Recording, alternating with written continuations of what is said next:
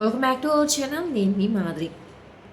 మనము ఎప్పుడైనా సరే కంటతడి పెట్టుకున్నాము అనంటే అది ఆ కన్నీటికి విలువ తెలిసిన వాళ్ళకి, నీ కన్నీరుని వాళ్ళు అర్థం చేసుకొని, నీ బాధని అర్థం చేసుకొని నీకు ఎంతో కొంత ఓదార్పునిస్తారు అన్న వాళ్ళ దగ్గర మాత్రమే నువ్వు కన్నీళ్ళు పెట్టుకోవాలి. ఎందుకు అని అంటారా? ఎందుకంటే ఆ కన్నీళ్ళను కూడా హేళన చేసేసి, మన బాధను కూడా అవహేళన చేసేసి, ఏదో మనం కావాలని ఏడుస్తున్నట్టుగా, మనకేదో పిలిస్తే నీళ్ళు కన్నీళ్ళు పలుకుతాయి అన్నట్టుగా, చిన్న విషయాన్ని కూడా మనము గోరంత దాన్ని కొనంత చేస్తున్నాం అన్నట్టుగా క్రియేట్ చేసి, మన కన్నీళ్ళ విలువని తగ్గించి, మన బాధని అపహాస్యం చేసేవాళ్ళు బోలెడంతమంది ఉంటారనమాట.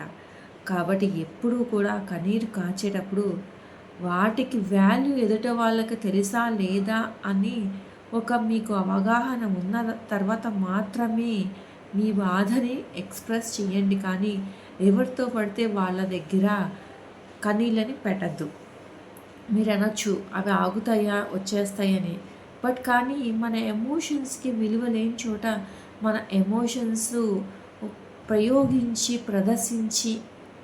ప్రదర్శించడం అనంటే వాళ్ళ దగ్గర మన ఎమోషన్ బయట పెట్టాల్సిన పరిస్థితి వచ్చేలాగా తెచ్చుకోవడం ఎందుకు చెప్పండి? వాళ్ళు అవహేళన చేస్తారని తెలుసు, వాళ్ళు అపహాస్యం చేస్తారని తెలుసు, వాళ్ళ పక్కకెళ్ళి 4 కల్పించి ఇంకొక 10 మందికి చెప్తారని తెలుసు.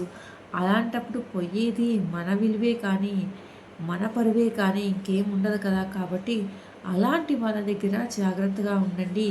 అనవసరంగా విలువైన మీకన్నిటిని అలాంటి వేస్ట్ ఫెలోస్ దగ్గర వేస్ట్ చేయకండి. బంధం విలువ తెలిసిన వాళ్ళతోనే ఆ బంధాన్ని కొనసాగించండి. ఎందుకు అంటే బంధం విలువ వాళ్ళకి తెలియలేదనుకోండి, మీ సైడ్ నుంచే ఆ బంధానికి ఒక రెస్పెక్ట్ ఉంటుంది, ఒక వాల్యూ ఉంటుంది. ఎంతసేపటికి ఒక సైడు బంధం అనేది ఎప్పటికీ నిలబడదనమాట. బంధం అనేది 2 వైపుల నుంచి ఉన్నప్పుడు మాత్రమే అది చాలా బావుంటదనమాట. లేదంటే ఎప్పుడూ నేనే ప్రేమ చూపించాలా? ఎప్పుడూ నేనే సారీ చెప్పాలా? ఎప్పుడు నేనే అడ్జస్ట్ అవ్వాలా? ఎప్పుడు నేనేనా అన్న ఫీలింగ్ మిమ్మల్ని దినదినం చంపేస్తూ ఉంటదనమాట.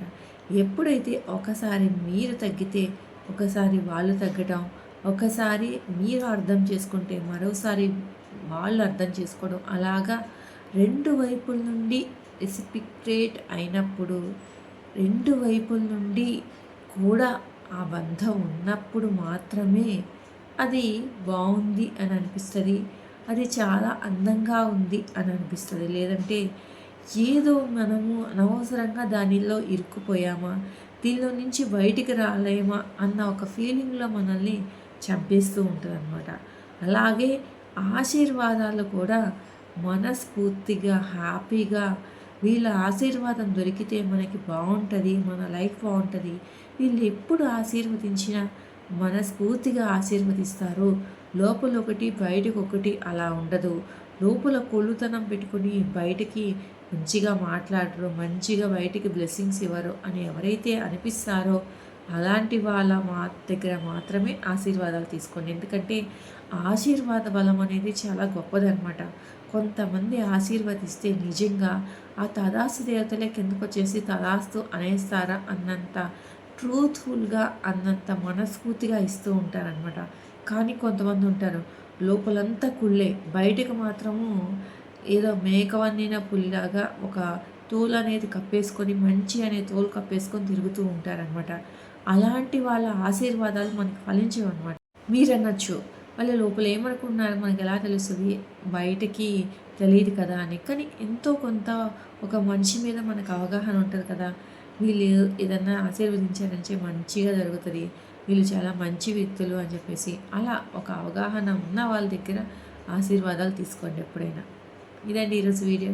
వీడియో కనుక నచ్చితే లైక్ చేయడం మర్చిపోద్దు. మరిన్ని ఇలాంటి వీడియోస్ కోసం ఛానల్ సబ్స్క్రైబ్ చేసుకొని పక్కనే ఉన్న బెల్ ఐకాన్ కూడా ప్రెస్ చేయండి. అప్పుడు పెట్టే డైలీ నోటిఫికేషన్స్ మీ దాకా వచ్చేస్తాయి.